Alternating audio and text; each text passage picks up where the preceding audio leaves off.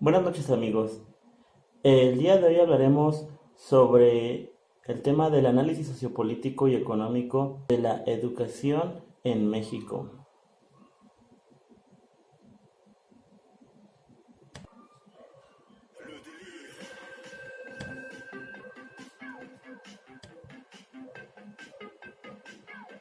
Bueno, para este tema hablaremos de él en tres partes.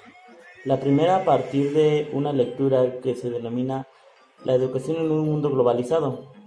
La segunda, las políticas educativas en México desde una perspectiva de política pública. Y la tercera lectura es la que se llama Las políticas educativas en la reflexión filosófica. A partir de estos tres temas trataremos de entender a la educación.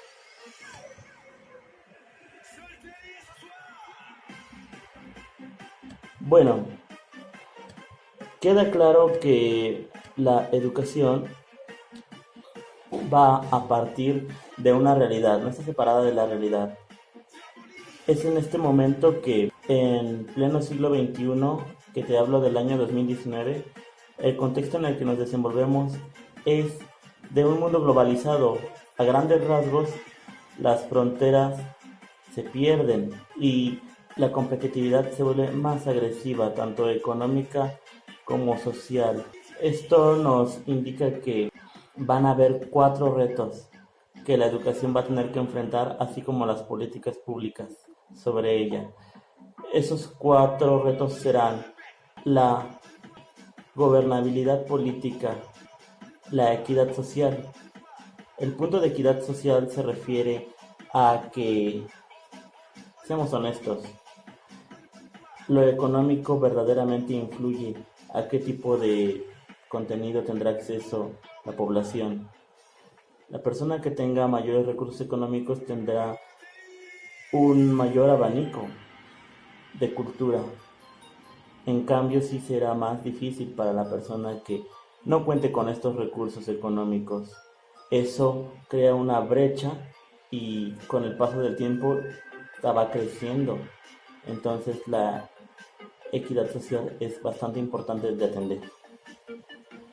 La competitividad económica, pero esto a un nivel de naciones, ya que el dinero fluye hacia ciertos puntos del planeta generando una polarización del dinero. Y bueno, cabe destacar que en el contexto de que la ideología de la gente es migrar hacia naciones con mayor riqueza económica, y esto es poco factible. ¿Por qué no optar por hacer próspero a nuestra nación, ya sea a la que pertenezca? A eso se refiere este cuarto punto de identidad cultural, una identidad nacional de la cual se pueda sentir parte el ciudadano y no se sienta como un ente aislado, sin raíces.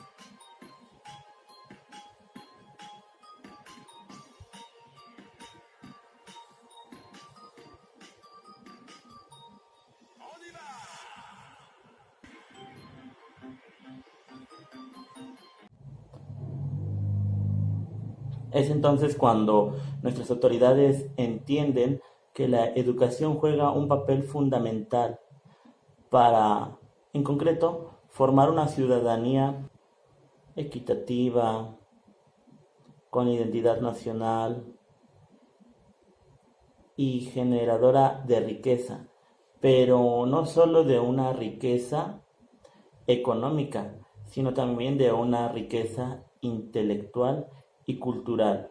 Intelectual en el sentido de que generando conocimientos se puede formar una nación competente, y cultural como es el caso de los países latinoamericanos que a través de su idiosincrasia generan una serie de ritos, de ideologías, de creencias que apuestan por el gusto por vivir, el buen vivir.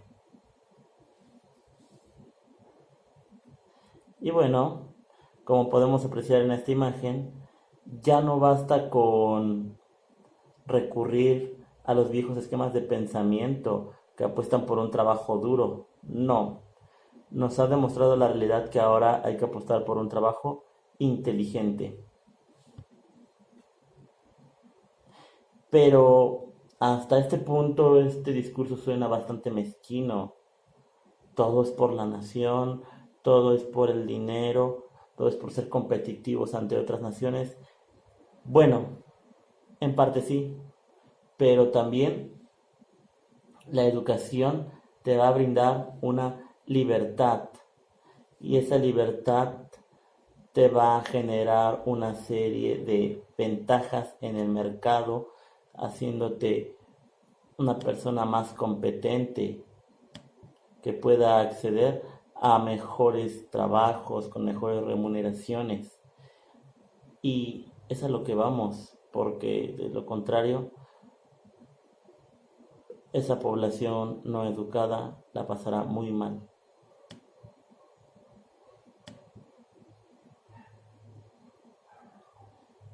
Entonces, para lograrlo,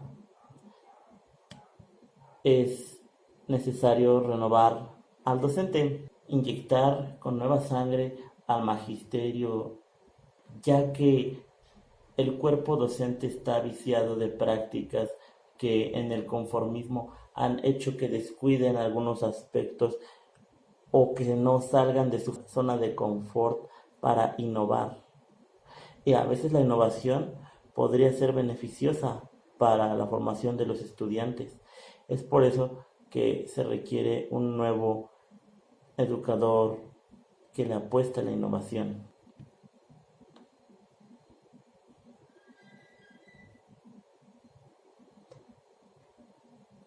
Definitivamente, en un mundo globalizado, las fronteras se están diluyendo y es por ello que se conforma lo que se ha denominado el perfil del ciudadano del mundo.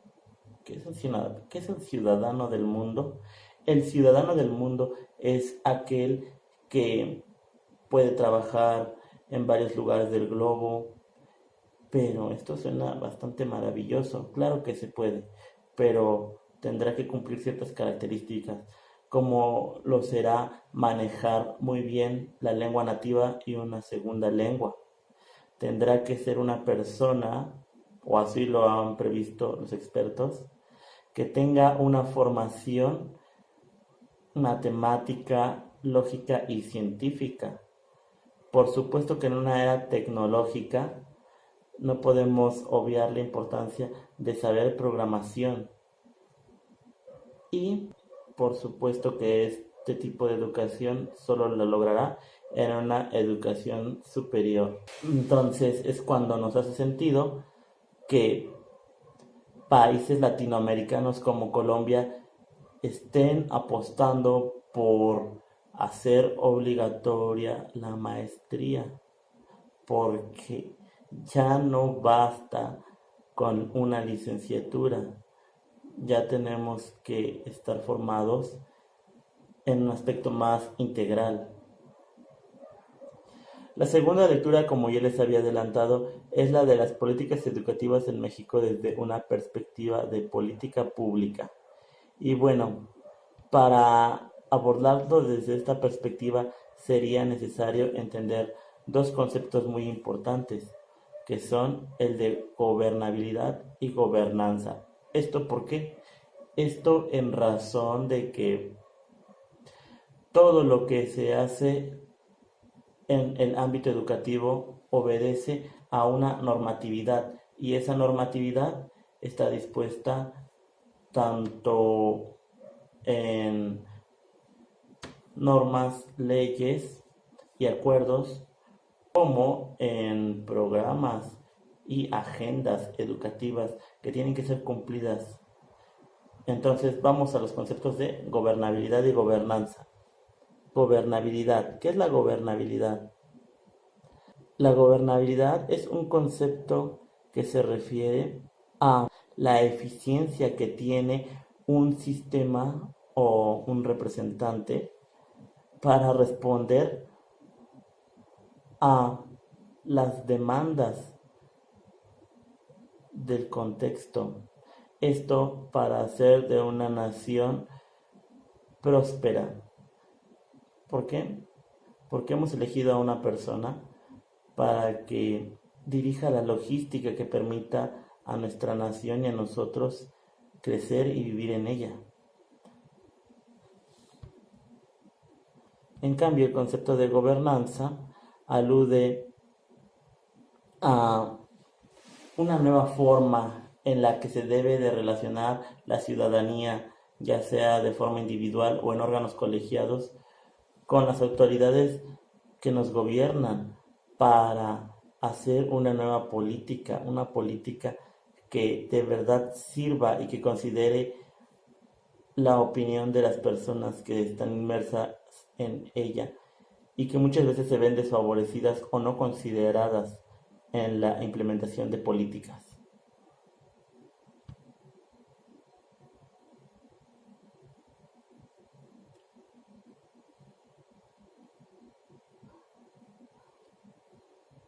Y concretamente, para que México avance hacia ese estado de vanguardia, va a requerir atender 4 aspectos, los cuales son favorecer la participación y articulación de distintos actores. Ya lo adelantábamos, ya sea a nivel individual o a nivel colectivo mediante diferentes órganos y asociaciones civiles.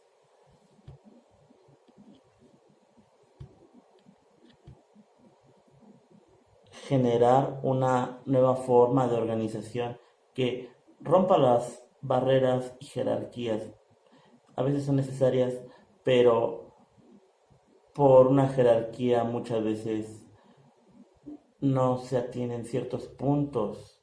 ¿Por qué es tan importante poner atención a, a los subordinados?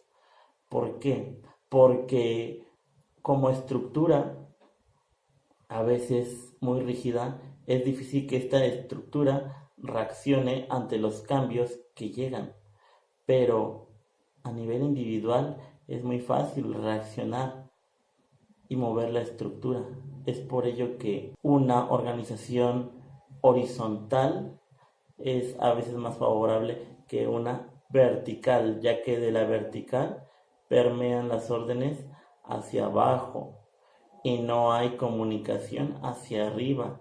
En cambio, teniendo todos en una perspectiva horizontal, la transmisión de información es más rápida y se puede reaccionar de manera más eficiente ante ciertas situaciones. Efectivamente, como ya se decía, si solamente los altos mandos pueden tomar las decisiones y esperamos a que ellos reaccionen, pues cuando decidan actuar ya habrá pasado el momento. Es por ello que se debe de incentivar la toma de decisiones para que los diferentes actores respondan ante esas situaciones y puedan ser efectivos. Es necesario reactivar el pacto entre la comunidad y la escuela, ya que de renovar ese pacto se lograría una buena sinergia, es decir, que la localidad podría ser ayudante de la escuela en ciertas temáticas, cierta logística, y a su vez la escuela podría considerar los usos y costumbres de la comunidad y sus necesidades específicas para brindar una educación que sea aún más efectiva ante el contexto en el que viven sus alumnos y de la ciudadanía que requiere a nivel local esa comunidad.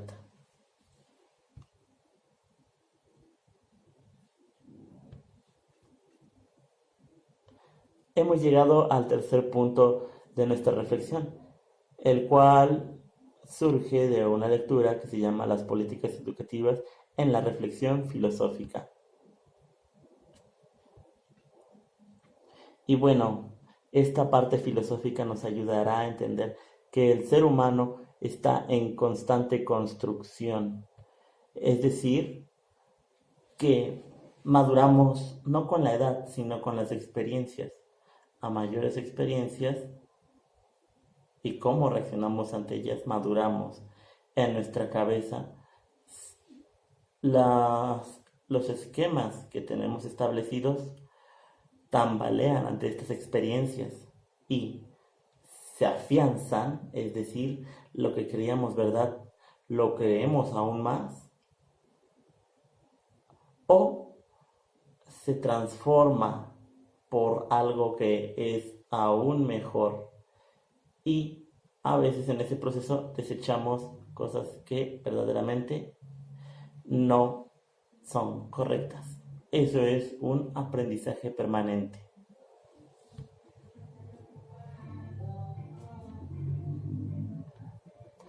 Y hay que entender que a pesar de que pensemos que la educación ha sido monopolizada por la escuela como institución, esto no es verdad. Y salta a la vista el ejemplo de la familia. Ella también participa en la educación de la juventud.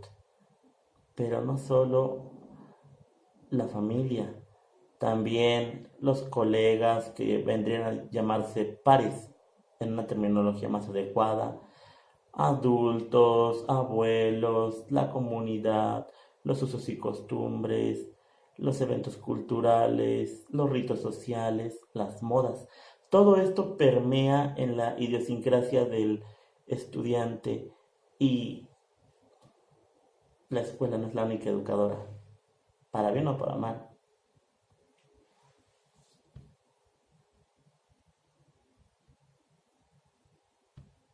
¡Qué sorpresa!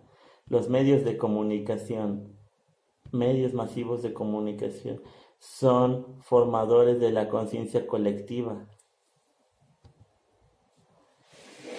Ellos, que son muy doctos en la ciencia de comunicar, a veces se encuentran sujetos a los intereses de esferas de poder.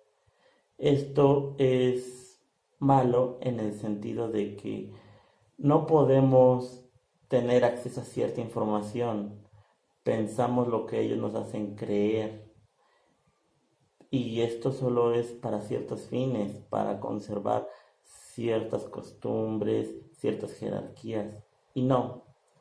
Por lo cual las políticas educativas deberían de apostar por entender que estos medios educan en el sentido de la palabra, en el que te dicen qué pensar. Una educación muy tradicionalista, pero al fin y al cabo educación.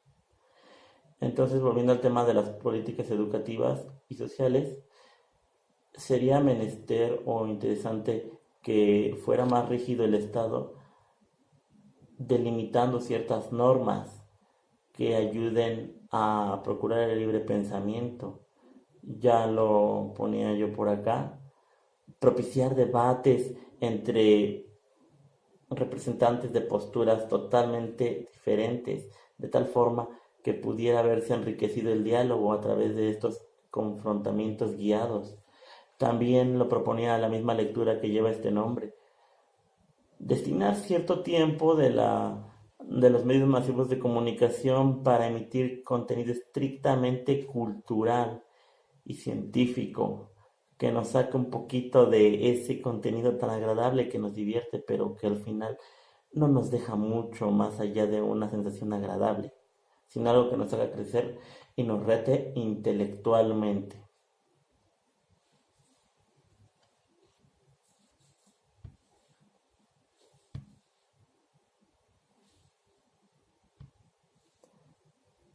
Bueno, pues definitivamente las políticas deberían de entender que los humanos somos seres sociables Es decir, que no podemos estar aislados, tenemos que convivir. Entonces, a partir de esa sociedad, de esa interacción que es necesidad del ser humano tener, generar políticas que apuesten por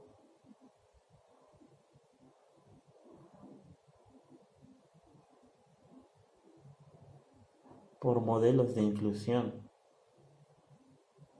Modelos de inclusión por modelos de inclusión que permitan que grandes mentes se junten en un momento y un lugar para compartir ideas, para debatir, para analizar perspectivas. Y entonces, al generar estos modelos de inclusión, lograr que nuestra ciudadanía tenga una perspectiva más amplia y no tan limitada a su contexto inmediato. Es decir, que una persona pueda verse con un ingeniero y platicar, o por lo menos entender bastante de lo que es su trabajo, que si alguna noticia sale y nos habla con esa terminología de derecho, entender de qué nos platica y decir, ¿por qué no emitir una opinión? ¿Está bien? ¿Está mal? Sí, no. La verdad es que esta sociedad en la que estamos ya tiene, gracias a la tecnología, mayor contenido en la información. ¿Y por qué el Estado, en vez de ignorarlo, aprovecharlo y decir, sí, nosotros como Estado lo entendemos y generaremos esos lugares para propiciar el encuentro social? Interesante. Bueno amigos, eso sería todo. Espero que este video les haya ayudado a entender un poquito más de lo que es la política educativa. Mi nombre es Juan Luis y ha sido un placer hablar de este tema tan interesante con ustedes. Así que les digo que por su atención, muchas gracias.